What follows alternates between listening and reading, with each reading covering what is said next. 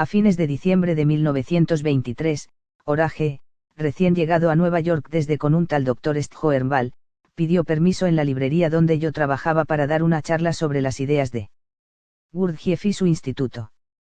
En Londres, Orage había sido propietario y director de la revista New, que George Bernard Shaw había calificado como la mejor revista de literatura e ideas que Inglaterra había producido desde el siglo XVIII. Yo había visto a Orage una vez. El Dr. Sthoernball era un médico que trabajó con Gurdjieff en Rusia y lo acompañó a Francia junto con su esposa. Se concertó una reunión, y en aquella noche se llenó la librería con un auditorio de hombres y mujeres bien vestidos y de aspecto intelectual. Voy a relatar lo esencial de la charla de Orage.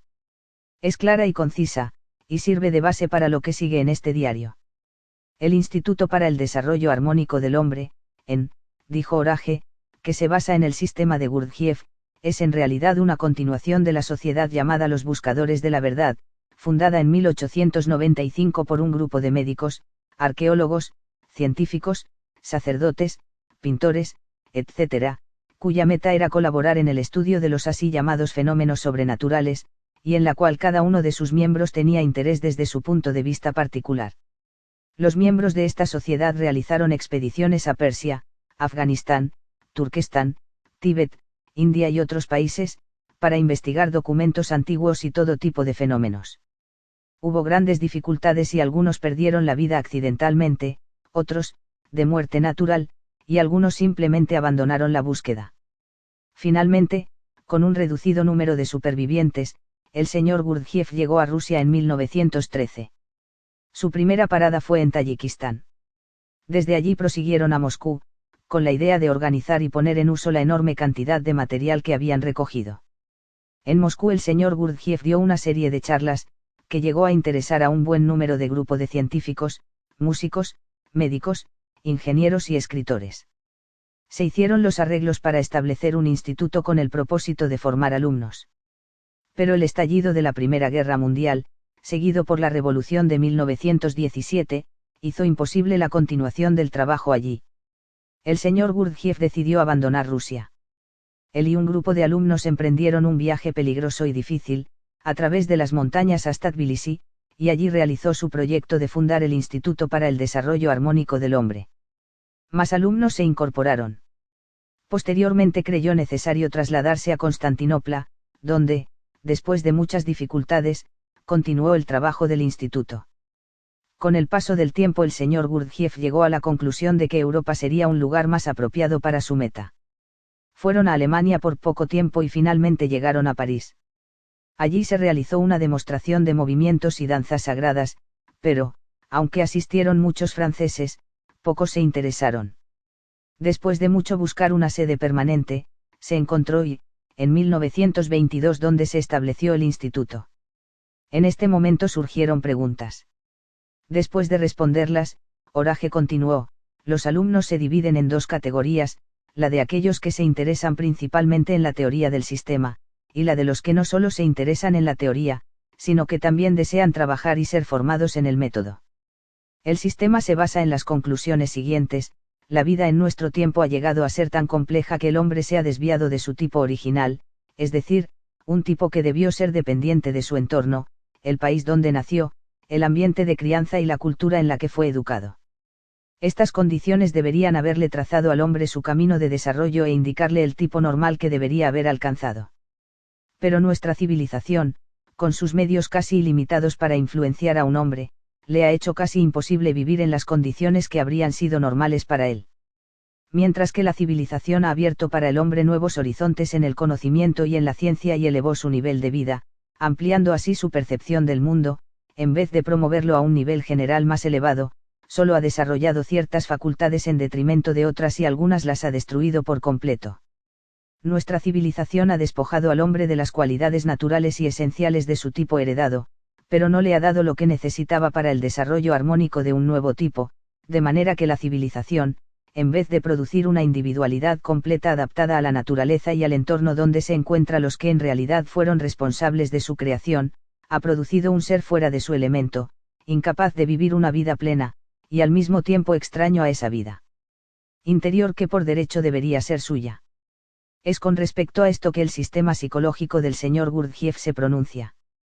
El sistema comprueba, experimentalmente, que la percepción del mundo para un hombre de nuestro tiempo y su modo de vida no constituyen la expresión consciente de sí mismo como un todo, sino, por el contrario, son la manifestación inconsciente de solo una de sus tres partes.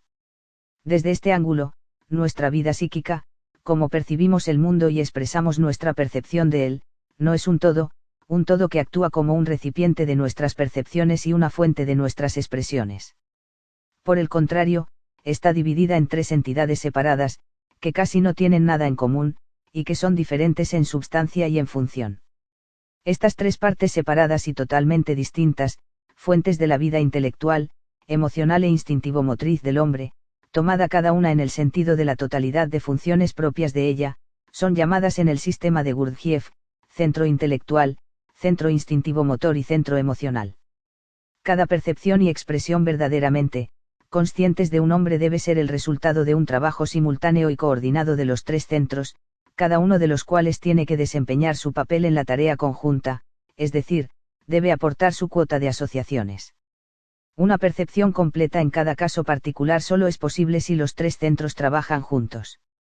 Pero debido a las muchas y variadas influencias que perturban y afectan al hombre moderno, el trabajo de los centros está casi siempre inconexo, con el resultado de que sus funciones intelectuales, emocionales e instintivo-motrices no logran completarse y corregirse unas a otras. Transitan por distintos caminos, raras veces se encuentran, y de esta manera sus momentos de conciencia real son muy escasos.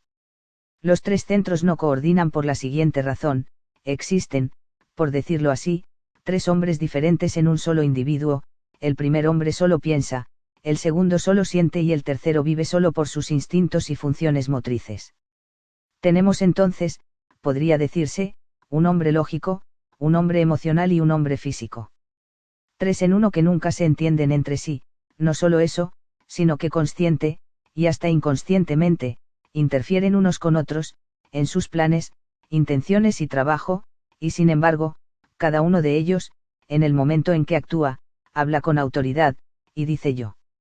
Si observamos el trabajo de los centros, veremos cuán contradictorios y cuán divididos están, y será evidente que el hombre no puede ser amo de sí mismo porque él mismo no puede controlar el trabajo de sus centros.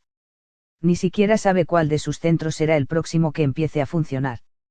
Nosotros no nos damos cuenta de esto porque sufrimos de la ilusión de que hay una especie de unidad en nuestros varios yoes. Si observamos correctamente las manifestaciones de la psiquis de un hombre moderno, se verá claramente que nunca actúa por propia iniciativa y por razones que le son propias, sino que solo expresa por sus acciones, los cambios que son provocados en su mecanismo por causas que están fuera de él. Él no piensa, algo en él piensa; él no actúa, algo actúa a través de él; él no crea, algo en él crea; él no logra, algo se logra a través de él. Esto se hace claro cuando somos capaces de comprender los procesos de percepción de las influencias externas e internas de cada centro, mediante los cuales se realizan las acciones de respuesta. Los centros de un niño recién nacido pueden ser comparados con discos de gramófono en blanco sobre los cuales, desde el primer día o desde las primeras horas, se graban las impresiones del mundo interior y del mundo exterior. Las impresiones grabadas se preservan en cada uno de los tres centros en el mismo orden, a menudo absurdo, y en la misma relación en que fueron recibidas por primera vez. Los procesos de pensar, razonar, juzgar, memorizar e imaginar son exclusivamente el resultado de las impresiones grabadas, que se combinan y se asocian de diferentes maneras bajo la influencia de choques accidentales. Los discos, cuyo contenido se convierte así en el centro de asociación, son puestos en marcha con diversos grados de intensidad por estos mismos choques. Otro choque, o uno de diferente intensidad, ponen en funcionamiento a otro disco y evoca otra asociación más, y en consecuencia, otra serie de pensamientos, sentimientos, actos, y ningún centro puede añadir nada de sí mismo a las combinaciones formadas en los otros centros. El resultado es que la percepción del mundo de un hombre es la consecuencia de solo una parte de su ser o, para decirlo de otra manera, el hombre tiene tres modos diferentes de procesar la percepción, y cada uno tiene poco contacto con el otro, o lo hace por casualidad y solo parcialmente. En consecuencia, cada conclusión a la que llega un hombre, cada juicio, es el trabajo de solo una parte de su estructura, la expresión de solo una pequeña porción del material que ha almacenado. De allí que sus juicios y conclusiones sean siempre parciales, y en consecuencia falsos. A partir de todo lo que se ha dicho podemos ver que el primer paso en un desarrollo equilibrado del hombre consiste en enseñarle cómo ser capaz de introducir, desde un principio, el trabajo de sus tres centros en sus funciones psíquicas. Cuando los tres centros sean capaces de trabajar con igual intensidad al mismo tiempo, entonces las tres ruedas principales de la máquina humana funcionarán en forma pareja y no interferirán unas con otras. No funcionarán como ahora, al azar, sino que trabajarán de la mejor manera posible con sus diferentes potencialidades por separado, y también con relación al grado de conciencia que le es posible lograr al hombre pero que en su vida ordinaria nunca logra. No debe olvidarse que el grado de desarrollo posible para cada centro es diferente con cada hombre, de la misma manera como son diferentes las impresiones registradas. Por lo tanto, la enseñanza y el entrenamiento de cada persona en el trabajo deben ser estrictamente individuales. En el transcurso del tiempo, los desórdenes funcionales a los que está sujeta la máquina humana en condiciones ordinarias, aumentan, y únicamente después de una lucha larga y decidida contra los defectos que han surgido en ella, puede dicha máquina funcionar en forma pareja. Un hombre es incapaz de sostener esta lucha solo y por sus propios esfuerzos. Tampoco puede beneficiarse de los numerosos métodos de autoentrenamiento y desarrollo personal que están de moda, sean estos de fabricación propia o importados de Oriente, los cuales recomiendan indiscriminadamente métodos y ejercicios, tales como ejercicios físicos, ejercicios de meditación, concentración y respiración, sistemas de dieta y ayuno, experiencias inducidas, etc. Estos métodos están dirigidos a todos, sin considerar las necesidades y habilidades individuales, y sin tomar en cuenta las peculiaridades personales. No solo son inútiles, sino que incluso pueden llegar a ser peligrosos. Los que traten de reparar una máquina defectuosa sin una comprensión completa y profunda podrán efectuar algunos cambios, pero estos cambios a su vez provocarán otros que una persona inexperta no podrá prever ni evitar. La máquina humana se encuentra siempre en equilibrio mecánico, ya sea que esté funcionando en forma pareja o no. En consecuencia, cualquier cambio provocado en un lugar seguramente ocasionará un cambio en otro lugar, y es absolutamente necesario que esto sea previsto y tomado en cuenta. Para evitar consecuencias inesperadas e indeseables es importante que cuando un hombre empieza a trabajar sobre sí mismo, se someta a la disciplina impuesta por los métodos especiales y estrictamente individuales utilizados por el Instituto. Podemos decir que uno de los propósitos es el desarrollo de nuevos procesos que cambiarán y regularán los viejos. En otras palabras, en este trabajo tenemos que desarrollar nuevas facultades que no se pueden alcanzar en las condiciones de la vida diaria que vemos a nuestro alrededor, y un hombre no puede desarrollarlas sin ayuda, ni tampoco mediante la práctica de un método general. El uso de métodos de entrenamiento estrictamente individualizados solo es posible cuando cada aspecto particular de la condición orgánica y psíquica del hombre, así como su educación y todas las circunstancias de su vida, son tomados en cuenta. Se necesita un largo periodo de tiempo para determinar y prescribir con exactitud estas condiciones. Y esto debido a que el hombre, desde sus primeros días, como resultado de su crianza, adquiere una máscara externa y presenta externamente un tipo que no tiene nada que ver con su tipo real. A medida que el hombre envejece, esta máscara se hace más gruesa, y al final es incapaz de verse a sí mismo por causa de la máscara. Para descubrir las particularidades de un individuo, lo que es real detrás de la máscara, es necesario descubrir los rasgos y facultades de su tipo. Para esto su máscara debe ser destruida, y esto toma tiempo. Solo cuando la máscara ha sido destruida, podemos estudiar y observar al hombre mismo, es decir, a su tipo real. Los interesados entre ustedes están invitados a asistir a las próximas charlas, cuya fecha y lugar serán anunciados en breve. Luego hizo una descripción sucinta de la vida en el Prieuré y del tipo de trabajo que se hacía allí y terminó invitando a que le hicieran preguntas. Hubo muchas, pero no pude seguirlas, aunque la audiencia parecía profundamente interesada y hubo algo de discusión. Para mí la charla tuvo poco significado. Fui incapaz de captar una sola de las ideas, tal vez eran muy nuevas para mí. Todo podría haber terminado allí, y el sistema no hubiera sido más que otra brizna de paja en el viento, pero al día siguiente Orage entró en la librería y cuando me lo presentaron me preguntó qué impresión había tenido de la charla. Dije, ninguna en absoluto. No pude entender nada. No se preocupe, replicó, dentro de una semana llegará Gurdjieff con 40 alumnos para ofrecer demostraciones de ejercicios y danzas sagradas. ¿Por qué no viene? Puesto que siempre me había interesado la danza, acepté. En este primer encuentro con Orage me sentía como si lo hubiese conocido siempre. Era más bien como si me hubiera reencontrado con alguien a quien conocía íntimamente, que me agradaba y de quien había estado separado por mucho tiempo. La primera demostración tuvo lugar en Leslie Hall, y la entrada era libre. El salón se llenó de lo que se conoce como gente interesante, es decir, los que leen, escriben, pintan, componen, o simplemente hablan sobre tales cosas. Encontré a Orage entre bastidores meciendo a una pequeña niña tomándola de los brazos y hablando con un hombre y una mujer que obviamente eran sus padres. Cuando se alejaron, Orage me dijo que el hombre era un policía vestido de civil, enviado para cerciorarse de que no se exhibiera ninguna danza erótica. Tomé asiento entre el público. Pasó mucho tiempo y nos comenzamos a impacientar. Luego, sobre las 9, Orage subió al estrado y después de pedir silencio, dijo: la demostración de esta noche constará principalmente de varios movimientos del cuerpo humano tomados del arte del Antiguo Oriente, ejemplos de gimnasia sagrada, danzas sagradas y ceremonias religiosas, conservadas en ciertos templos de Turquestán, Tíbet, Afganistán, Kafiristán, Chitral y otros lugares. El señor Gurdjieff, junto con otros miembros de los Buscadores de la Verdad, llevaron a cabo durante muchos años en el cercano y lejano Oriente una serie de investigaciones que prueban que en el Oriente algunas danzas no han perdido el significado profundo religioso y científico en el verdadero sentido que tenían en la antigüedad. Las danzas sagradas y las posturas y los movimientos en serie siempre han sido una de las materias vitales enseñadas en las escuelas esotéricas de Oriente. Tienen un doble propósito: transmitir cierto tipo de conocimiento, y ser un medio para adquirir un estado de ser armónico.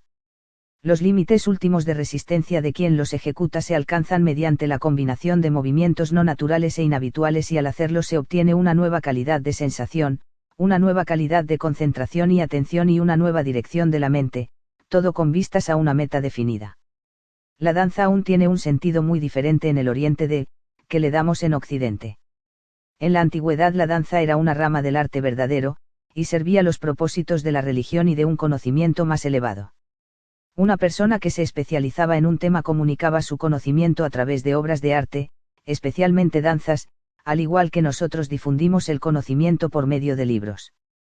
Entre los primeros cristianos la danza en las iglesias constituía una parte importante del ritual.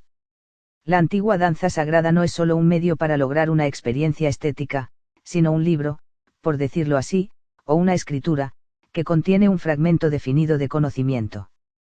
Pero es un libro que no puede ser leído por cualquiera.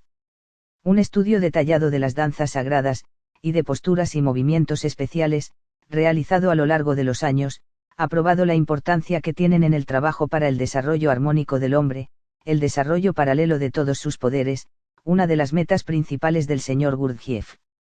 Los ejercicios y la gimnasia sagrada son utilizados en su sistema como uno de los medios para educar la fuerza moral del alumno, para desarrollar su voluntad, su paciencia, su capacidad de pensamiento, concentración y atención, oído, vista, tacto, etc. El programa de esta noche consistirá principalmente de danzas en grupos. En el instituto, estas preceden a los movimientos individuales, más complicados, la mayoría de los cuales son danzas para una sola persona. Además de los movimientos daremos una demostración de fenómenos sobrenaturales, uno de los temas estudiados en la escuela de Gurdjieff, de los que se dará más tarde una explicación breve. Se pide al público que se abstenga de aplaudir. Después de otra larga pausa entró el señor de Armand con una pequeña orquesta. Tomás de Armand, un aristócrata de los de antes, había sido paje en la corte del zar, pero había abandonado la vida en la corte para dedicar su tiempo a la música. Era un compositor y pianista brillante. En su ballet La Flor Rosada, uno de los primeros que Diaghilev presentó en Moscú, Nijinsky danzó por primera vez en público. La señora de Armand había sido en su juventud una prometedora cantante de ópera. Ellos conocieron a Gurdjieff en Moscú, y cuando estalló la revolución, abandonaron literalmente todo y lo acompañaron a través de las montañas, hasta Tbilisi. Me impactó la manera como el señor de Armand permaneció sentado frente al piano durante la larga pausa. Mientras los músicos de la orquesta se inquietaban y nosotros, el público, cuchicheábamos nerviosamente y mirábamos a nuestro alrededor para ver quién estaba allí, el señor de Armand permanecía sentado, completamente tranquilo, relajado y, sin embargo, atento a todo lo que ocurría. Finalmente los alumnos entraron al escenario y formaron filas. Estaban vestidos con túnicas y pantalones blancos. Las túnicas de las mujeres eran largas, las de los hombres, cortas. El cabello de las mujeres estaba sujeto con cintas de oro, no así el de los hombres. En las danzas orientales que siguieron, hombres y mujeres lucieron los vistosos trajes apropiados, diseñados por Gurdjieff y basados en los que aún se usaban en Oriente a principios de siglo, algunos de los cuales yo mismo había visto allá. A la orden de Rookie Storm los alumnos levantaron sus brazos a los costados, la música comenzó, y manteniendo los brazos extendidos, marcaron complicados ritmos con los pies. Se mantuvieron así, con los brazos estirados, durante 15 minutos o más. Vino luego un grupo máquina en el cual los movimientos parecían representar el funcionamiento de máquinas o piezas de una máquina, alumnos solos o grupos de 2 o 3 realizaban diferentes movimientos, aunque como un conjunto armonioso. Un grupo de los primeros 6 ejercicios obligatorios fue seguido por un segundo grupo de 6 obligatorios porque se obligaba a los alumnos a pasar por una serie de ellos antes de que se les permitiese ejecutar las danzas y los movimientos más complicados. Estos eran llamados ejercicios gimnásticos pero eran totalmente diferentes de lo que yo conocía como gimnasia. De los primeros 6, 3 provenían del templo de la medicina en Sari, en el Tíbet, y 3 de una escuela esotérica, los videntes de Kafiristán. El efecto que me ocasionaron estos ejercicios, los movimientos y la música, fue electrizante. Era como si los hubiera visto antes, nuevos aunque familiares, y deseaba, con todos mis sentimientos y mis instintos, hacerlos yo mismo. A continuación vino un grupo grande, la iniciación de una sacerdotisa, un fragmento de un misterio llamado Los Buscadores de la Verdad. A medida que se desarrollaba, con movimientos, posturas, gestos y danzas, era como si todos los presentes estuvieran participando en una ceremonia religiosa. La música me conmovió profundamente, al igual que al resto del público. El cambio en la atmósfera de la sala se podía sentir con los sentidos y los sentimientos. La esposa de Gurdjieff desempeñó el papel de la sacerdotisa en este grupo. Después siguió una serie de danzas derviches con los trajes apropiados. Incluyeron la danza derviche Olmioya, originaria de Chian, Olmioya, o tú, Dios viviente, una gran oración de una orden de monjes que se llaman a sí mismos los que toleran la libertad y a quien la gente llama los que han renunciado, el paso del camello, proveniente de Afganistán, los movimientos rituales de los monjes velados de la orden Lakum, una ceremonia fúnebre para un derviche muerto en el monasterio de Subari, en Terzas, también danzas de los derviches guerreros y los movimientos rituales de los derviches giradores. Las danzas de los derviches fueron ejecutadas por los alumnos varones, aunque en algunas de ellas 1 o 2 mujeres desempeñaban papeles menores. Los ritmos y movimientos eran vigorosos, fuertes, y positivo masculinos. Uno tenía ante sí un cuadro, por decirlo así, del hombre como la fuerza realmente activa. Seguidamente vino la presentación de un peregrinaje. Se nos dijo que, en Asia, especialmente en Asia Central, existen personas que han hecho un voto para obligarse a sí mismas a sufrir por una bendición recibida o esperada y emprenden peregrinajes inusitados. Viajan a un lugar sagrado de una manera insólita o penosa, como por ejemplo dando volteretas, andando hacia atrás o de rodillas.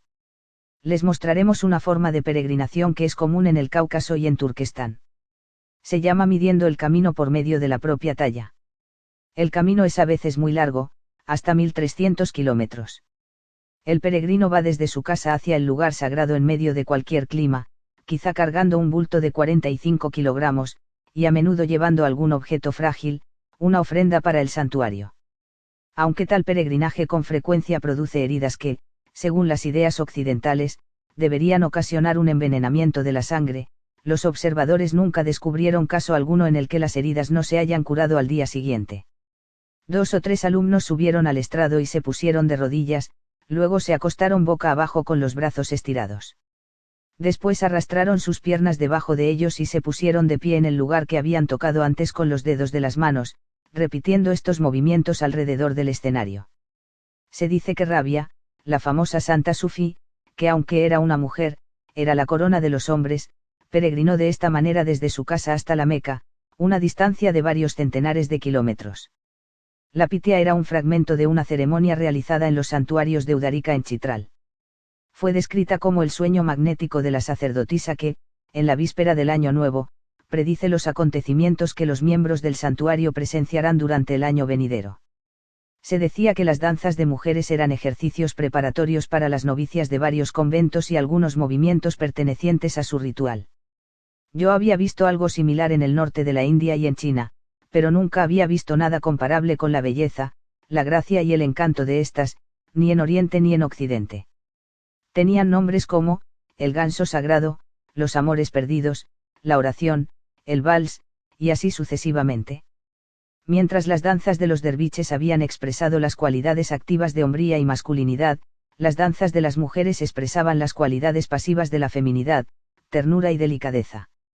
La música también, con sus encantadoras melodías, tenía una cualidad profundamente atrayente. Para mí el momento culminante de la noche se presentó durante una serie de movimientos llamados el Gran Siete o el Gran Grupo.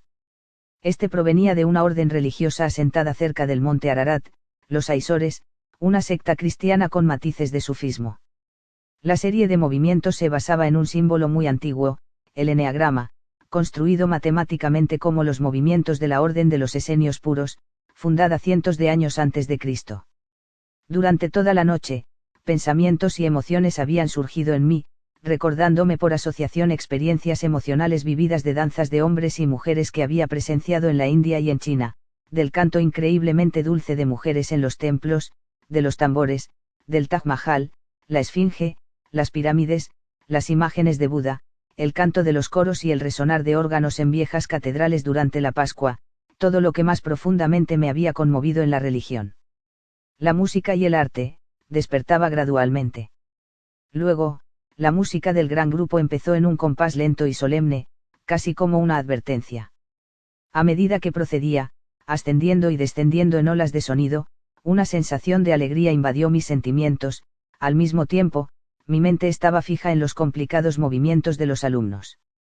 Pero con el sentimiento de alegría estaba mezclada una sensación, no de tristeza, sino de profunda seriedad. Era como si me estuviera diciendo algo a mí y yo tratara de comprender, una escritura que yo trataba de descifrar. Entonces, cuando la música alcanzó un crescendo triunfante, se hizo la luz. Esto, sentí, es lo que siempre he estado buscando. Aquí está lo que he buscado hasta los confines de la tierra. Aquí está el final de mi búsqueda. Era una convicción clara, sin una pizca de duda, y desde aquel momento hasta hoy, nunca me ha asaltado duda alguna.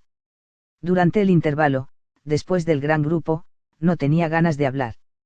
La gente ya no charlaba frívolamente, su conversación era sosegada. También estaban un poco perplejos, ya que los movimientos no pertenecían a ninguna categoría de danzas conocida. Después del intervalo, Orage volvió al escenario y empezó a hablar del ejercicio de stop. Dijo, en este ejercicio el alumno, a la orden de stop, tiene que parar todo movimiento.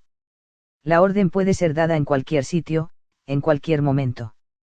Lo que sea que esté haciendo el alumno, ya sea durante el trabajo, el descanso o durante las comidas, tiene que detenerse inmediatamente. La tensión de sus músculos tiene que ser mantenida, su expresión facial, su sonrisa y su mirada se quedarán fijas y en el mismo estado en que se encontraban cuando lo sorprendió la orden. Las posturas resultantes serán utilizadas por los principiantes para el trabajo mental, para acelerar el trabajo intelectual mientras se desarrolla la voluntad. El ejercicio del stop no conlleva posturas nuevas, es sencillamente un movimiento interrumpido. Generalmente, cambiamos nuestras posturas tan inconscientemente que no nos damos cuenta de las posiciones que asumimos entre posturas. Con el ejercicio del stop la transición entre dos posturas resulta partida en dos. El cuerpo, llamado por una orden repentina, se ve obligado a detenerse en una posición en la cual nunca se había detenido anteriormente. Esto hace posible el observarse mejor a sí mismo. Uno puede verse bajo una nueva luz, puede tener una sensación y un sentimiento de sí mismo diferentes y así traspasar el círculo vicioso de su automatismo. La arbitrariedad de nuestros movimientos es una ilusión. El análisis psicológico y el estudio de las funciones psicomotoras, tal como están estipulados por el sistema de Gurdjieff, muestran que cada uno de nuestros movimientos, voluntario o involuntario, es una transición inconsciente de una postura automática a otra postura automática. El hombre escoge entre las posturas disponibles, aquellas que están de acuerdo con su personalidad, y el número de sus posturas es muy reducido. Todas nuestras posturas son mecánicas. No nos damos cuenta de cuán estrechamente entrelazadas están nuestras tres funciones, motriz, emocional y mental. Ellas dependen unas de otras, surgen unas de otras, están en constante acción recíproca. Cuando una cambia, las otras cambian. La postura de nuestro cuerpo corresponde a nuestros sentimientos y a nuestros pensamientos. Un cambio en nuestros sentimientos producirá un cambio correspondiente en nuestra actitud mental y en nuestra postura física. Por lo tanto, si queremos cambiar nuestros hábitos emocionales y nuestras formas habituales de pensar, primero tenemos que cambiar nuestras posturas habituales. Pero en la vida ordinaria nos es imposible adquirir nuevas posturas físicas, debido al automatismo del proceso del pensamiento y a los movimientos habituales. No solamente están entrelazados los procesos intelectuales, afectivos y motrices del hombre, por decirlo así, sino que cada uno de los tres está obligado a trabajar en el círculo cerrado de las posturas automáticas habituales. El método del Instituto de preparar al hombre para un desarrollo armónico consiste en ayudarlo a liberarse del automatismo. El ejercicio del stop es una ayuda. Si el cuerpo físico es mantenido en una posición desacostumbrada, los cuerpos más sutiles de la emoción y del pensamiento podrán expandirse en otra forma. Es importante acordarse de que es necesaria una orden exterior para hacer funcionar la voluntad, sin la cual un hombre no podrá mantener la postura de transición. Un hombre no puede darse la orden de detenerse a sí mismo, porque las posturas combinadas de las tres funciones son demasiado pesadas para que la voluntad se movilice. Pero viniendo de afuera, la orden del stop juega el papel de la función mental y emocional, cuyo estado generalmente determina la postura física. De esta manera la postura física, estando fuera de su estado habitual de sometimiento a las posturas mentales y emocionales, se encuentra debilitada, y a su vez debilita las otras posturas. Esto hace posible que nuestra voluntad gobierne en nuestras funciones por un breve momento. En ese momento Gurdjieff subió al escenario y pude observarlo de cerca. Vestido con traje oscuro y sombrero de fieltro negro, era un hombre físicamente muy fuerte, no obstante, al caminar, era tan ágil como un tigre. Observó al público medio sonriente, y nos abarcó a todos con una mirada de sus penetrantes ojos oscuros. No encajaba en ninguno de los tipos conocidos, con certeza no en el tipo místico, o yogui, o filósofo, o maestro, podía haber sido un participante en expediciones arqueológicas en Asia Central. Una vez agrupados los alumnos a un lado del escenario, Gurdjieff lanzó algo al aire y ellos corrieron para agarrarlo. Él gritó, «¡Stop!». Como por arte de magia el grupo se convirtió en estatuas, en actitudes variadas. Transcurrió más o menos un minuto. «Davolna», dijo Gurdjieff y todos se relajaron y se retiraron. Se hizo el ejercicio varias veces. Después de esto vinieron los chorobods, danzas folclóricas y campesinas, y la señora de Arman salía al escenario antes de cada danza para dar algunas explicaciones. Empezó diciendo, «Casi todos los pueblos de Asia tienen sus propias danzas. El instituto ha recogido más de 200. La primera que vamos a mostrar, normalmente ejecutada por muchachas jóvenes, proviene de la región de Kumurana en Turquía, aunque su origen se remonta a la antigua Grecia, y las posturas de las bailarinas se asemejan sorprendentemente a los dibujos de jarrones y vasijas antiguos. En realidad así lo hicieron y la alegre melodía parecía haber sido tocada con la flauta de Pan. A esto siguió luego una danza de la cosecha, originaria del oasis de Keri ejecutada por hombres y muchachas alrededor de una mujer. La danza de los tikins de Transcaspia provenía del Festival de los Tapices. Era costumbre de los tikins de varios distritos traer sus tapices tejidos durante el año a cierta ciudad para celebrar. Se peinaban y después se prensaban los tapices de manera que se vieran solo las fibras finas de la lana. Los métodos de prensar eran muy variados. En Corasán, por ejemplo, se realizaban carreras de camellos sobre los tapices extendidos. En Persia eran extendidos en la calle para que fueran pisoteados por la gente, los camellos y los burros. Entre los tikins, cuyos tapices eran considerados como los mejores, estos eran extendidos y pisoteados al ritmo de música. Las danzas folclóricas fueron seguidas por las labores manuales. Y la señora de Armand dijo, estos ejercicios forman parte del trabajo rítmico del instituto, es decir, las labores manuales ejecutadas rítmicamente. Esto era común en Oriente, donde varios tipos de trabajo manual eran acompañados con música para incrementar la producción. Fue con el acompañamiento de música que se erigieron muchas de las colosales construcciones del Antiguo Oriente, como se sabe por las inscripciones. Todavía se mantiene esta costumbre en las fuentes del río Piange, en el oasis de Kerie y otros sitios. Cuando el trabajo en el campo ya no es posible, los aldeanos se reúnen en el edificio más grande durante las noches de invierno y trabajan en varias labores al compás de la música. Observaciones del trabajo realizado por grupos con música rítmica, hechas en el Instituto Gurdjieff, demuestran que la productividad se incrementa de 5 a 20 veces, comparada con la de gente que trabaja sola. Ahora les mostraremos 3 grupos, 1 peinado e hilado de lana.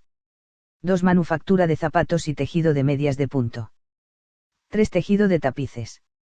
Me interesaban particularmente los movimientos de trabajo hechos con música y una especie de tarareo o un min de los alumnos, porque en una fábrica de guantes en Devonshire yo había observado a las obreras mientras trabajaban, una de ellas cantaba una canción folclórica mientras el resto la acompañaba con una especie de tarareo suave. En Japón y China solía observar a los coolies haciendo labores monótonas, alando cuerdas, transportando materiales, cantando al mismo tiempo en coro, realmente disfrutaban de su trabajo.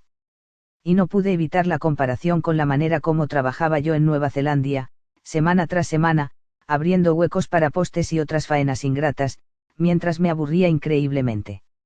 Hasta hace 50 años se utilizaban ritmos de trabajo en todo el mundo, incluso en Inglaterra.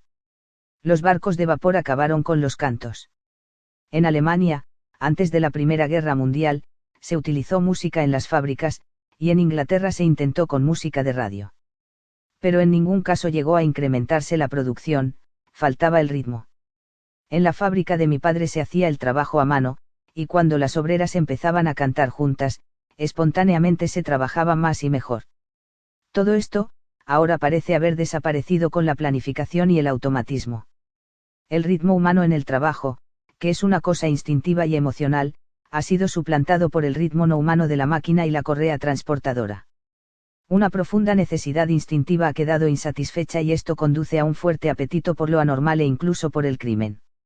Después del segundo intervalo vino la última parte del programa, los trucos, los semitrucos, y los fenómenos reales y sobrenaturales. Orage dijo. Presentaremos ahora algunos de los llamados fenómenos sobrenaturales, también estudiados en el instituto. El señor Gurdjieff divide todos estos fenómenos en 3 categorías: trucos, semitrucos y verdaderos fenómenos sobrenaturales. Los trucos se realizan artificialmente, cuando el ejecutante los presenta como surgidos de alguna fuente de fuerza natural. Los semitrucos, como el encontrar un objeto perdido con las manos vendadas, no son producidos por habilidad manual. La tercera categoría, los auténticos fenómenos, están basados en leyes que la ciencia oficial es incapaz de explicar. Como ejemplo, vamos a escoger al ya bien conocido de encontrar una prenda perdida. Se esconde algo sin que lo sepa una persona, quien aún estando con los ojos vendados, la encuentra tomando de la mano a uno de los espectadores. El público cree que quien la encuentra lee los pensamientos de la otra persona. Es víctima de un engaño. Ocurre un fenómeno realmente sin ningún truco por parte del ejecutante, pero no tiene nada que ver con la transmisión de pensamiento. Se hace por medio del reflejo sobre nuestro sistema muscular de nuestras experiencias emocionales. Puesto que hay una reacción muscular a cada pequeña vibración del cuerpo físico, sea por relajación o contracción, es posible después de mucha práctica, sentir las vibraciones más sutiles, y estas ocurren en los más impasibles, aun cuando la persona intenta voluntariamente dominarlas. La mano tomada por la persona de los ojos vendados, responde inconscientemente al conocimiento que su dueño tiene del escondite. Sus leves cambios, casi imperceptibles, son un lenguaje que interpreta el medium, conscientemente si conoce el secreto, instintivamente si es ignorante de esta ley, y que le lleva a adivinar dónde está escondido el objeto.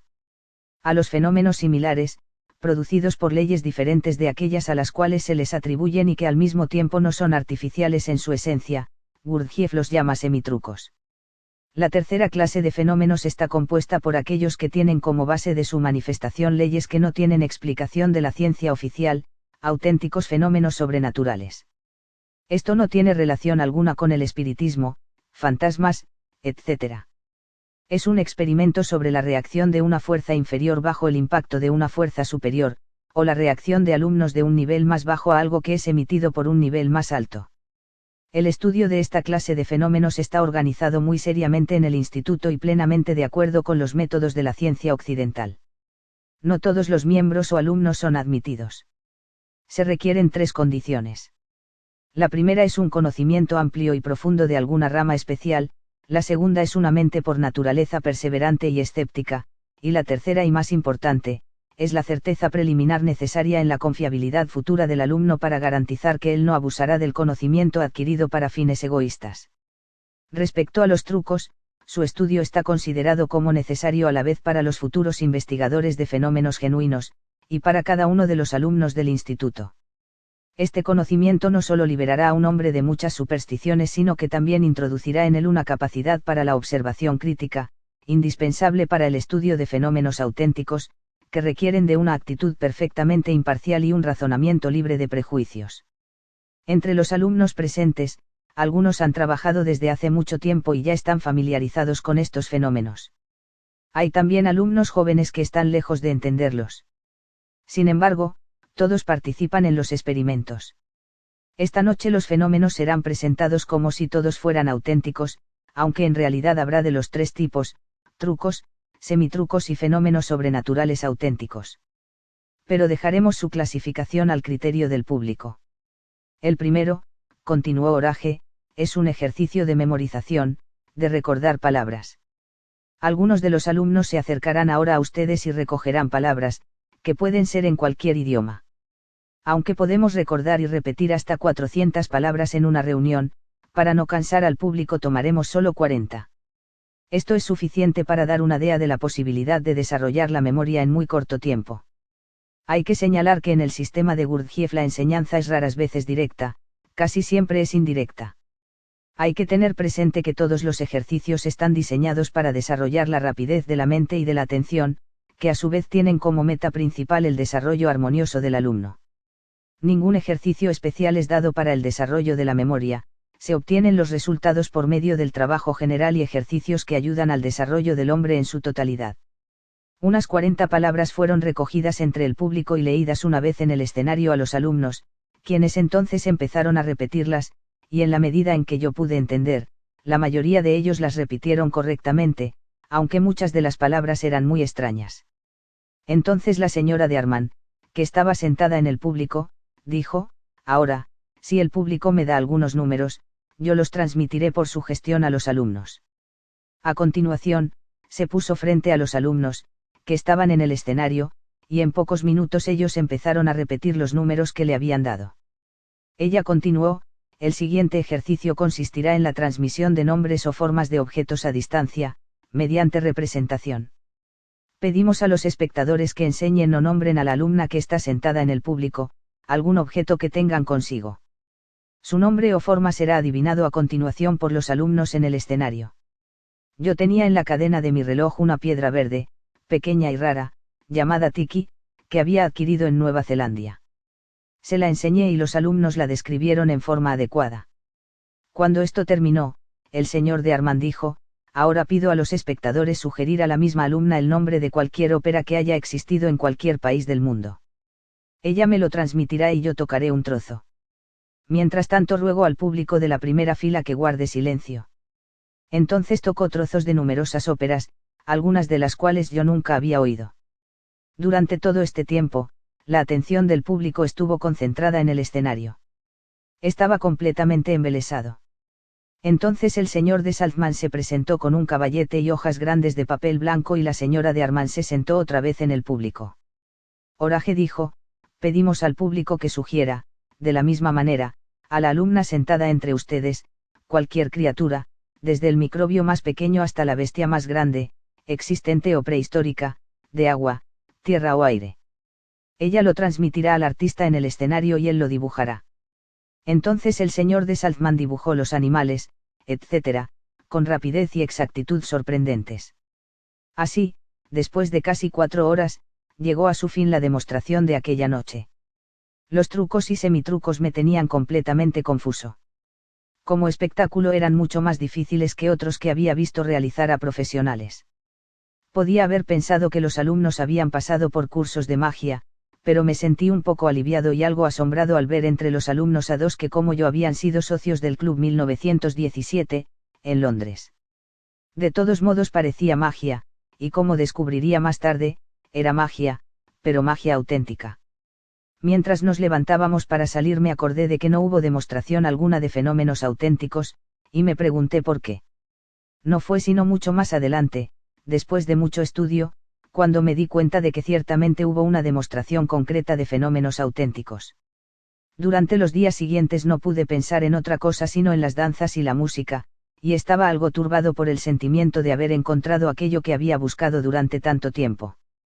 Como era natural, me acordé de Christian en el libro Pilgrim's Process from this World to the Next, puesto que mi familia había sido educada con John Bunyan y con la Biblia, y la familia de mi madre era originaria de la región de Bunyan. Cuando era niño, era como si sus personajes vivieran en la aldea vecina.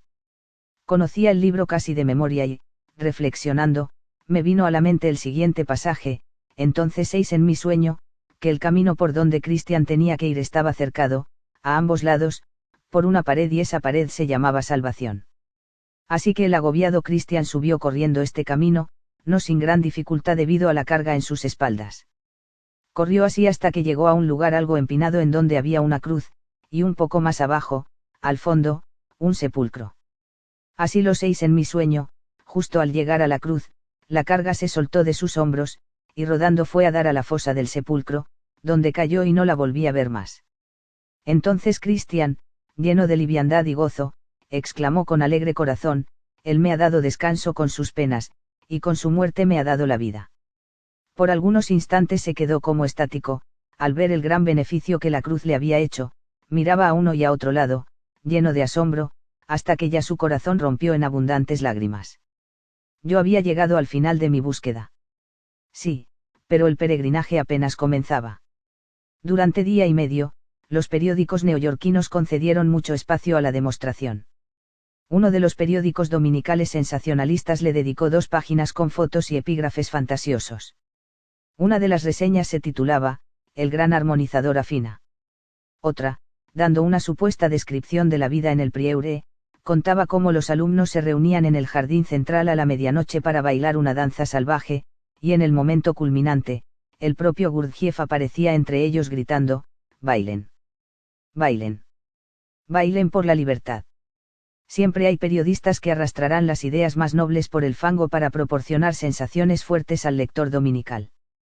Pero los artículos sensacionalistas no impidieron que las demostraciones siguientes se llenaran hasta el tope con gente realmente pensante. En todas partes, entre gente que estaba en algo, como se dice, o discutiendo de cualquier cosa, el tema de conversación era: ¿has visto las danzas de Gurdjieff?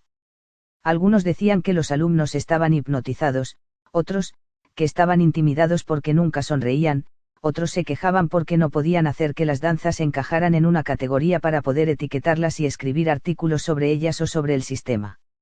Nadie tenía la satisfacción de explicar a los demás de qué se trataba. Esto molestó a parte de la inteligencia, que se habría burlado, de no ser por la alta posición de los alumnos más antiguos de Gurdjieff. Orage tenía una reputación literaria internacional. Gordon Craig había dicho que el señor de Salzman entendía más que nadie en el mundo occidental sobre iluminación y escenografía. De Arman era un músico de primer orden y el Dr. Stjernbal tenía una gran reputación en Rusia como médico psiquiatra. Por otra parte, 3 de las alumnas jóvenes, una inglesa, una armenia y una montenegrina, eran consideradas entre las mejores bailarinas de Europa. Como decían algunos, tiene que haber algo en un sistema que atraiga talentos tan variados para seguir a Gurdjieff. Por otro lado, alguien de Londres, lector de la New, me dijo: no es una lástima ver a un hombre con el talento y la reputación de Orage desperdiciando su vida literaria de Londres para seguir a un charlatán. Una señora, viéndome sobre la demostración, dijo: entiendo que el señor Gurdjieff vive en el bosque de Fontainebleau con Catherine Mansfield y que se llaman a sí mismos los amantes del bosque. Mi primer contacto personal con Gurdjieff tuvo lugar un día o 2 después de la demostración. Yo había estado hablando con Jane Happ, quien había venido a la librería donde yo trabajaba. Ella, con Margaret Anderson, estaba editando y publicando la Little Review, que si bien no era la equivalente en los Estados Unidos de la New Age de Inglaterra, se le parecía en sus objetivos. Unos minutos después de que ella se había ido, entraron Orage y el doctor Stjoernval. De inmediato sentí que yo era un simple joven en la presencia de estos hombres adultos. Muy pronto pude hacer otra comparación más sorprendente aún.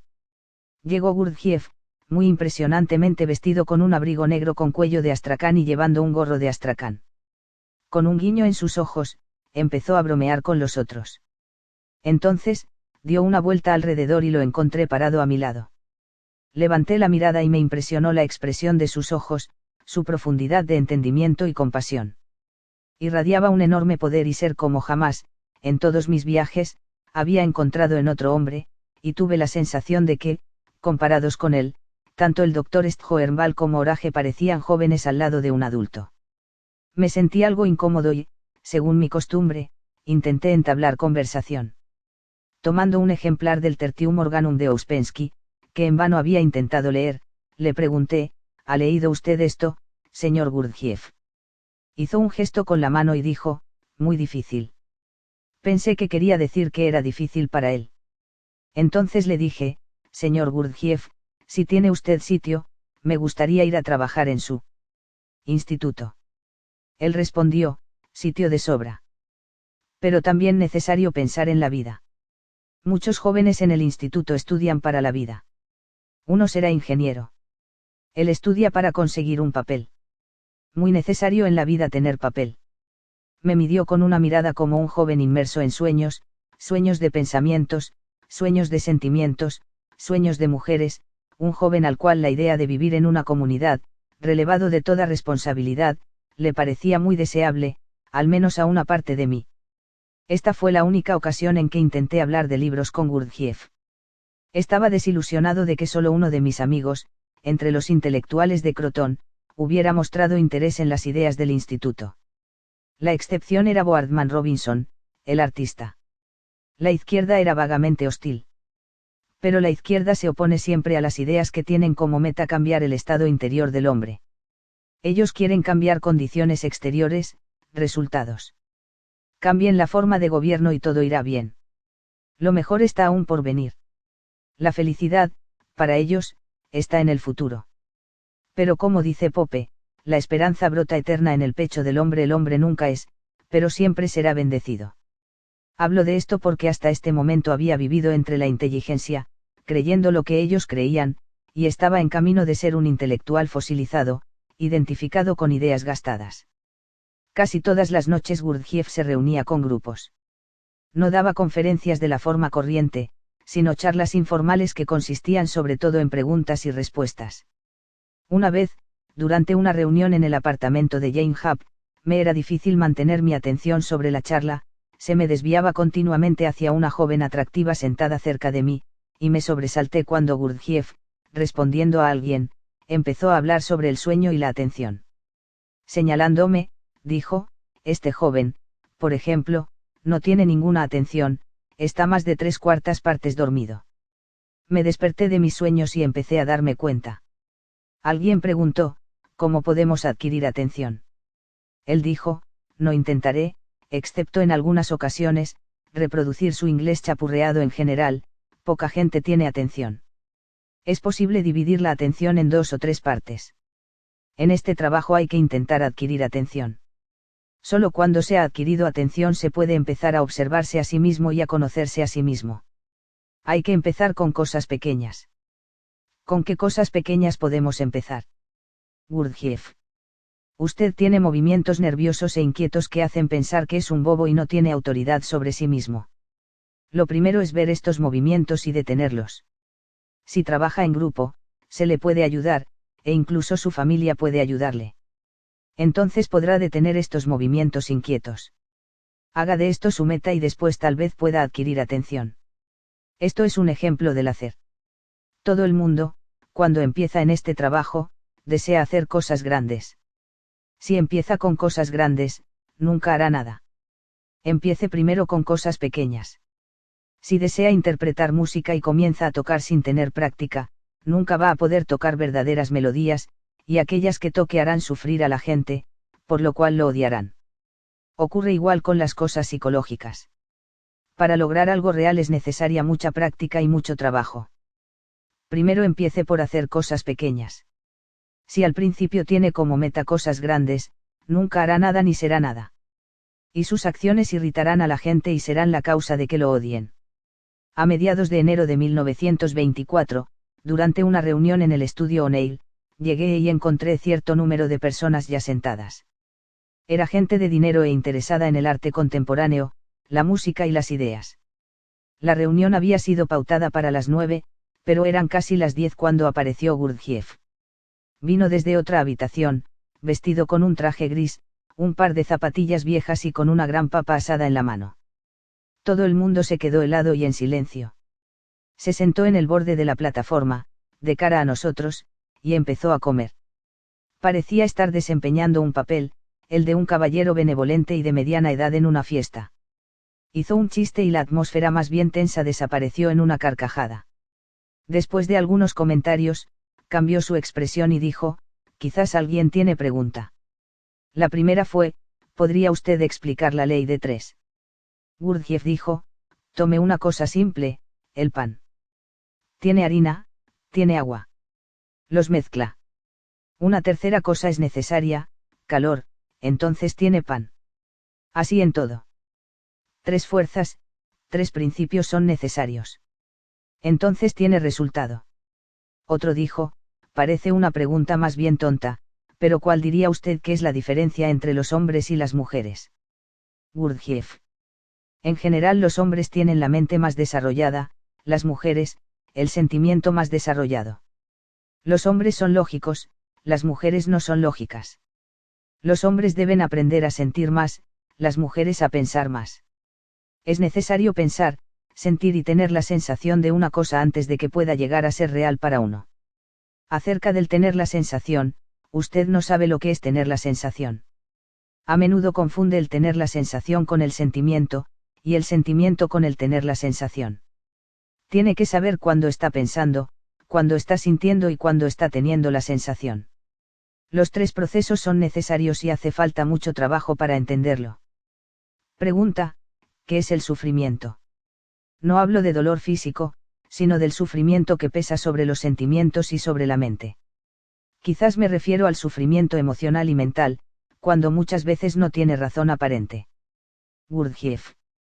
Hay diferentes tipos de sufrimiento. En general, todo el mundo sufre. Pero la mayor parte del sufrimiento es mecánico. Hay 2 ríos en la vida. En el primer río el sufrimiento es pasivo e inconsciente. En el segundo río el sufrimiento es voluntario, que es muy diferente y de gran valor.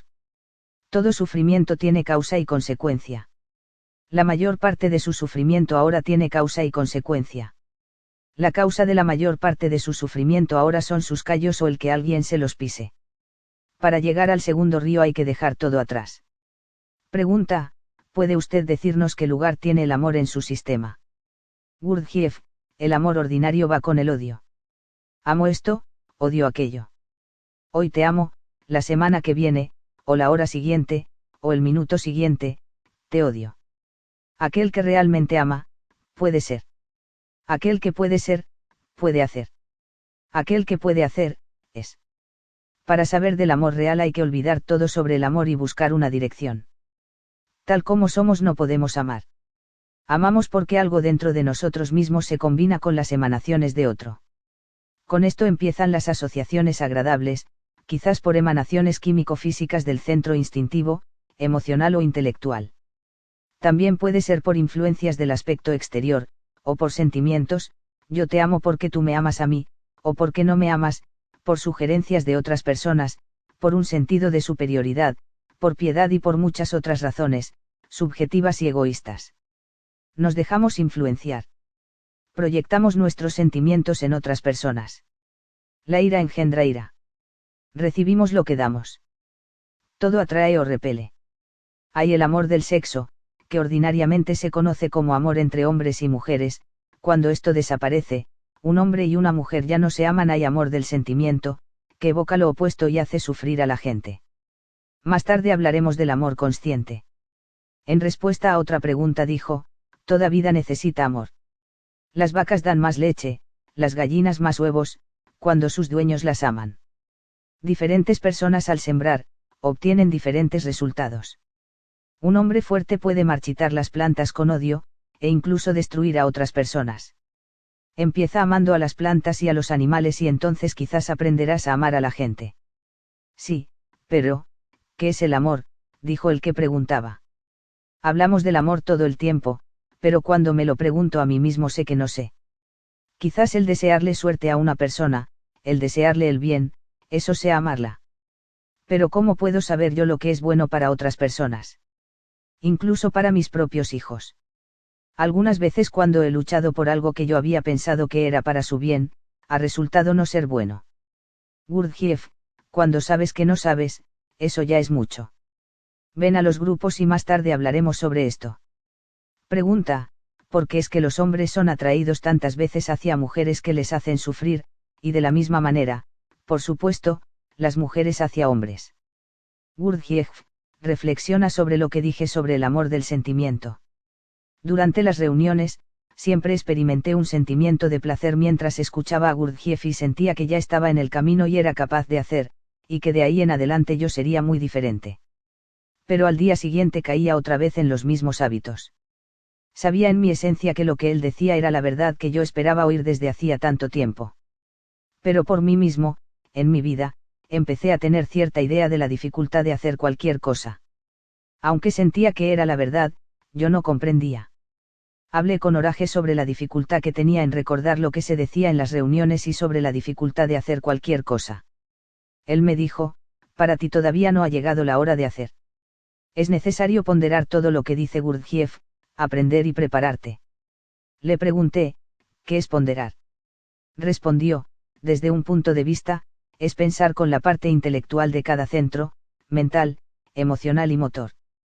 En el Nuevo Testamento se dice, María ponderaba todas estas cosas en su corazón. Quiere decir repasarlas, sopesarlas. Cuando empecé a intentar ponderar, me di cuenta de que nunca había ponderado. Solamente había estado dándole vueltas con parte de mis emociones. Entonces, recordando lo que Gurdjieff había dicho sobre mí, comencé a acordarme de lo que había oído sobre el sueño. Despierta, tú que duermes, dice el profeta, ahora Cristo ha resucitado entre los muertos y de aquellos que dormían ha devenido el primer fruto, dice Pablo. Según los sufíes, el Cristo que surgió en el cuerpo de Jesús, fue a Jerusalén montado sobre el asno del deseo. En el Mahabharata uno de los grandes héroes se llama el conquistador del sueño. Los griegos hablaban del cuerpo como la tumba del alma, y en la Iglesia ortodoxa cantan en la Pascua, Cristo ha resucitado. Él ha conquistado la muerte con la muerte y ha dado vida a aquellos que estaban en la tumba. La idea resuena en la poesía. El poeta Tudor escribe, toda esta noche, estridente canta claro, con su trompeta anunciando el día, bate sus alas y canta con fuerza mortales, mortales, despertad, levantaos. El canto del gallo, para mí uno de los sonidos más dulces de la naturaleza, se asocia a menudo con el despertar. Dijo Prudencio, al cantar el gallo, Cristo surgió de las tinieblas. Y fue al cantar el gallo que Pedro se recordó de sí mismo. La idea se encuentra en los cuentos de hadas. Por ejemplo, La Bella Durmiente. En cada uno de nosotros hay algo dormido esperando ser despertado por el beso de la enseñanza real. Algunas canciones de cuna también transmiten la idea, el pequeño niño azul, que está debajo del pajar profundamente dormido. El poeta Sufi Atar, en la conferencia de los pájaros, habla del sueño que llena tu vida. Las charlas y demostraciones empezaban a darme un sabor de lo profundamente dormido que estaba. El primer indicio de que algo ciertamente estaba empezando a impresionar mi subconsciente, a cambiar en mí, me vino en un sueño. Desde noviembre de 1917, cuando fui herido y dado de baja de las trincheras de primera fila en el Somme, había sido disturbado por un sueño que se repetía con frecuencia. En el sueño yo estaba otra vez en el ejército, saliendo para la batalla, hacia lo que parecía una muerte segura. Muchas veces me disparaban y me despertaba al caer. Los acontecimientos siempre estaban acompañados por un sentimiento de asombro, mezclado con abatimiento, desesperanza y un arrepentimiento de haberme permitido una vez más estar metido en aquella terrible situación de la que no había escapatoria. Todos los sentimientos de miedo, desesperanza y desesperación estaban condensados en los pocos segundos previos al despertar. El sueño era tanto más real que la realidad, que tenían que pasar 2 o 3 minutos antes de que recobrase el sentido, con una enorme sensación de alivio. Un largo y costoso psicoanálisis no había producido ningún efecto duradero. Mientras estaba con el analista me liberaba, porque le transfería mis sufrimientos. Cuando lo dejaba, el miedo volvía. Un resultado del análisis fue el descubrimiento de que los sueños son causados tan a menudo por el miedo y la aprehensión, el dinero y el estómago, como por el sexo. El psicoanálisis ordinario es como coger un trozo de acero torcido y torcerlo para enderezarlo. Cuando se le suelta, normalmente se vuelve a retorcer. Es necesario un proceso de retemplado. El sistema de Gurdjieff, así parecía, era una técnica para retemplar. Después de asistir durante algunas semanas a reuniones y demostraciones, volví a tener el sueño que acabo de mencionar. Estaba yo en el ejército, lleno de depresión, desaliento y autorreproche por haberme dejado llevar otra vez a la situación intolerable de la que no parecía haber salida alguna. Marchábamos hacia la batalla como hacia el matadero. En la guerra, y en nuestro estado de vigilia, la naturaleza generalmente nos provee de topes o amortiguadores entre las emociones de miedo y la expectativa de heridas dolorosas, sufrimiento y muerte. Pero en los sueños los topes no existen, y en mis sueños sufría al darme cuenta de lo que realmente es la guerra. Entonces, en el sueño, algo empezó a cambiar y me encontré alejado del ejército. Me hallaba en un lugar elevado, estaba oscuro pero en las tinieblas podía distinguir al ejército, debajo, alejándose sin mí y un enorme sentimiento de alivio me poseía. Detrás de mí había un resplandor de luz en el que podía ver vagamente las formas de dos hombres. Me di la vuelta y a Gurdjieff y a Orage y oí que uno de ellos decía, una vía de escape. Entonces me desperté. El sueño recurrente nunca llegó a dejarme por completo, pero poco a poco se hacía menos molesto, y siempre había una salida. Con el tiempo, solo quedó acompañado por un vago sentimiento de inquietud. Tal vez yo no lo quería olvidar por completo, quizás quería recordar el estado de sueño en el que estaba cuando me ofrecí en sacrificio a Moloch, Kali, Siva el Destructor, Marte o cualquiera de los nombres que dan los hombres a la fuerza de destrucción. Se leyó lo que recibió luego el título de Conclusiones del autor en los relatos de Belcebú, donde se habla acerca del río de la vida. Y fue allí, al final de una de las demostraciones, cuando los alumnos estaban saliendo del escenario, que Gurdjieff llamó a una de las jóvenes, una bailarina bella y distinguida, y con una voz que la mayoría pudo oír la regañó diciendo, usted estropea mi trabajo. Baila para usted misma, no para mí. Cuando ella empezó a defenderse, él hizo un gesto con la mano y se marchó. Me impactó mucho, pero de repente me di cuenta de la conexión entre el sistema de Gurdjieff y la idea cristiana de hacer todo por la gloria de Dios, la idea de trabajar para el ser interior de uno mismo y para la gloria de Dios. En febrero acompañé a Orage a Boston, donde él debía realizar los preparativos para una demostración y la posible formación de un grupo. Esperaba serle útil, porque conocía gente importante en Boston y Cambridge, Massachusetts. En 1919, cuando me encontraba en Cambridge, tuve la idea de licenciarme en literatura inglesa y psicología, pero como sufría de desilusión y desasosiego por la guerra, me fue difícil estudiar. Sentado un día en la biblioteca Widener, se me ocurrió la idea que me tomaría 3 años dominar una escuela de la psicología, y había varias escuelas, cada una especializada solo en un aspecto de la psiquis del hombre. Necesitaría años para conocer todas las escuelas reconocidas y así obtener una idea completa del hombre. Conocería entonces mucho más sobre mí mismo y sobre los otros hombres. Algo parecía decirme que no, al igual que con el estudio académico de la literatura. La cultura como fin en sí misma ya no me interesaba. Abandoné la idea de estudiar en Harvard y seguí mi peregrinaje alrededor del mundo. Sin embargo, había hecho amistad con Charles Townsend Copeland, amistad que se renovó en mi segunda visita a los Estados Unidos. Era profesor y figura pública, pero al mismo tiempo un ser lleno de humanidad. Le dije a Orage que pensaba que él podría sernos muy útil. Lo dudo, dijo él, solamente he conocido un profesor interesado en ideas reales, el profesor francés Denis Aurat. Es más probable que hasta los hombres de negocios estén más interesados que los profesores, los académicos o los escritores. Ninguna de las personas importantes con las que hablé, demostró el más mínimo interés en Gurdjieff, al cual consideraban uno más entre los filósofos excéntricos de Europa. Mi estadía en Boston con Orage me dio oportunidad de hablar con él y de llegar a conocerlo. En respuesta a una pregunta mía, respecto al propósito de la visita de Gurdjieff a Norteamérica, me dijo, las demostraciones, las reuniones y las charlas son como una red echada al martes. De los cientos de personas que ven y oyen, solo unas pocas, en estado de insatisfacción consigo mismas y con la vida, sentirán que nosotros tenemos algo que ellos buscan. Esto no quiere decir necesariamente que estas pocas personas sean infelices.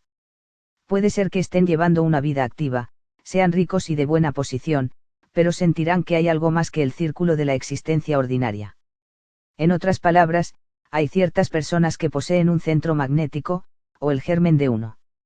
Estas son las personas que tienen la posibilidad de trabajar sobre sí mismas. El resto de la humanidad, al no sentir la necesidad, no hará nada. Estamos, de hecho, ofreciendo a la gente una oportunidad de tener un propósito en la vida, de utilizar su sufrimiento, las insatisfacciones que sienten, para su propio bien. ¿Cuántos la aprovecharán? Ya veremos. ¿Estaba usted en un estado de insatisfacción consigo mismo y con la vida cuando conoció a Gurdjieff?, le pregunté. Claro que lo estaba. Ya empezaba a desilusionarme con la vida puramente literaria y cultural cuando conocí a Ouspensky, que vino a verme antes de 1914. Se me hacía más y más difícil forzarme a mí mismo a escribir las notas de la semana en la New Age. Había sido un profundo desengaño para mí, darme cuenta que mi vida intelectual, con la que estaba asociado todo lo más alto y mejor de la cultura occidental, no me llevaba a ninguna parte. Como solía decirse, yo no había encontrado a Dios. Entonces, conoció a Ouspensky antes de que él conociera a Gurdjieff. Sí. Yo tenía correspondencia con Ouspensky cuando él era periodista en Rusia, y vino a verme cuando regresaba a Rusia de Oriente, en 1914. Cuando estalló allí la revolución, lo puse en contacto con el señor F. Siglo Pinder, que era el representante del gobierno británico en Ekaterimburgo. Ouspensky estaba desubicado y Pinder le dio trabajo en su equipo. El gobierno no pagaba su salario y creo que Pinder le pagó de su propio bolsillo. Cuando Ouspensky llegó por segunda vez a Inglaterra, vino a verme. Yo me puse en contacto con algunos escritores, médicos, psicólogos y otros y reunimos en el estudio de Lady Rothermere en St. John's Wood. Ouspensky había encontrado lo que yo buscaba. Pero después de la primera visita de Gurdjieff al grupo de Ouspensky, supe que Gurdjieff era el maestro. Con el tiempo, vendí la New Age, abandoné mi vida literaria y aló a grupos de Ouspensky y me fui a Fontainebleau. Mis primeras semanas en el Prieuré fueron semanas de auténtico sufrimiento. Me ordenaron cavar y como no había hecho ningún ejercicio desde hacía años, sufría tanto físicamente que al volver a mi habitación, una especie de celda, literalmente lloraba de fatiga. Nadie, ni siquiera Gurdjieff, se me acercaba. Me preguntaba, ¿para esto he abandonado yo toda mi vida anterior? Por lo menos entonces tenía algo. Ahora, ¿qué tengo?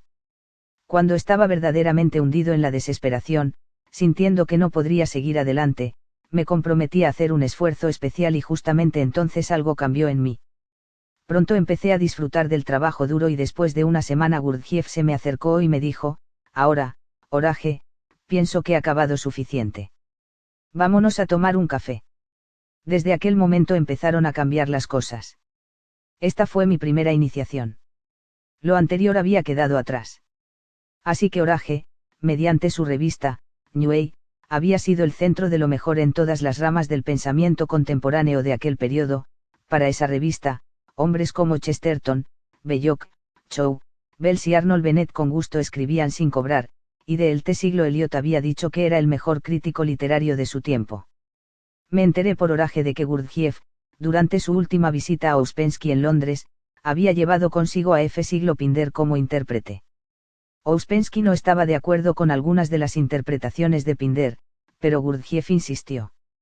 Él pensaba que Ouspensky era demasiado intelectual, con demasiada teoría y poco trabajo práctico. Con el tiempo solo Orage, Pinder y otros pocos de los alumnos ingleses se quedaron en el Prieuré, los demás volvieron a Londres. Entre los alumnos de Ouspensky había un tal J. G. Bennett, que permaneció allí por unos pocos días y no volvería a encontrar a Gurdjieff hasta muy poco antes de su muerte en 1949. El señor Rowland Kenney, quien había sido editor del Daily Herald durante su primer año en 1912, y su esposa, también estuvieron en el Prieuré por algún tiempo. Orage dijo que estaba agradecido a Ouspensky por haber sido el medio de su encuentro con Gurdjieff, porque fue solo entonces cuando empecé a distinguir entre conocimiento y comprensión. Añadió Orage, para mí, Ouspensky representaba el conocimiento, un gran conocimiento, Gurdjieff la comprensión, aunque, por supuesto, Gurdjieff tenía también todo el conocimiento. F. Siglo Pinder, quien tampoco dudó en considerar a Gurdjieff como el maestro, era ingeniero civil. Después de haber conocido a Ouspensky en Ekaterimburgo, fue encarcelado por los bolcheviques y sentenciado a muerte. Durante su prisión perfeccionó su conocimiento del ruso. Al final lo liberaron y después de la guerra le fue otorgada la Orden del Imperio Británico. Para mí es interesante, por cierto, que los tres, Orage, Pinder y Kenney, hombres notables en el verdadero sentido de la palabra, hombres de entendimiento, recibieron como yo, su falta de educación, como ellos mismos la llamaban, en la escuela primaria. Es una gran bendición cuando alguien puede contar con la amistad de hombres mayores y en algunos aspectos más sabios que uno mismo. Una amistad basada sobre algo esencial y sobre una meta común y fundamental. La amistad y el amor de las mujeres pueden correr paralelos a ella, pero nunca sustituirla. Me siento afortunado de haber tenido estos tres amigos, como el hierro afila al hierro. En otra conversación con Orage en Boston, empecé diciéndole, piensa iniciar grupos esotéricos en Nueva York. Si es cierto, me gustaría ser alumno.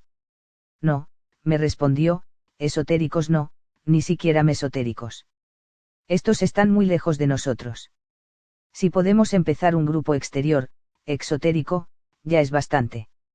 Pero, no es el Prieure una escuela esotérica. Sí lo es. Probablemente la única en el mundo occidental de hoy. Pero un hombre puede vivir en el Prieure y no darse cuenta de esto. Obtienes del Prieure justamente lo que das en trabajo sobre ti mismo, es decir, de acuerdo con el auténtico esfuerzo. Hay gente viviendo ahora allí para quien el lugar no es más que una maison de sante. Me parece, dije, que usted y yo hemos empezado por extremos opuestos. Yo he hecho casi todo tipo de trabajo físico y me he ganado la vida en muchos tipos de empleo. He viajado o vivido en 20 países distintos, sin embargo, nunca he utilizado mi mente. Como una oveja se queda atontada ante sus esquiladores, así me quedo yo delante de los intelectuales, inarticulado. Para mí el trabajo físico o los negocios son fáciles, pero utilizar mi mente me es difícil. No puedo razonar las cosas, solo las siento. Él respondió, bueno, creo poder decir que sé más de las ideas intelectuales de la actualidad que la mayoría de los hombres, pero cuando empecé a trabajar con Gurdjieff, pronto me di cuenta de que no comprendía nada. Tuve que empezar de nuevo. Se puede decir que en este sistema todos empezamos desde cero. A la vez, mi formación como editor puede ser muy útil en este trabajo. Y añadió, tú piensas con tus sentimientos, ¿verdad? Tienes que aprender a pensar con tu intelecto. Una de las metas de este trabajo es el hacer posible que un hombre tenga la sensación, sienta y piense simultáneamente. Todos somos anormales en el hecho de que uno o más de nuestros centros no está desarrollado. Por esto Gurdjieff llama a su escuela, Instituto para el Desarrollo Armónico del Hombre. ¿Es verdad que todos somos anormales? Pregunté. Toma a Bernard Shaw por ejemplo. He estado con él varias veces. Se podría pensar que es normal. He conocido bien a los Shaw por muchos años, dijo Orage. Estuve con ellos el día antes de su boda. Shaw siente con su intelecto y le falta lo que se llama comprensión emocional. En una ocasión Shaw y yo estábamos cenando con una amiga y la conversación giró sobre la emoción y el intelecto. Ella le dijo, pero tú sabes, Shaw, tú careces de comprensión emocional. ¿Qué quieres decir? Respondió. Por supuesto que tengo comprensión emocional, no. Dijo ella, Orage la tiene, pero tú no. Shaw se molestó porque no podía ver que esto era cierto. Más tarde, cuando se fue, ella dijo, pobrecito Shaw, estaba un poco dolido. Su problema es que se le subieron los humos.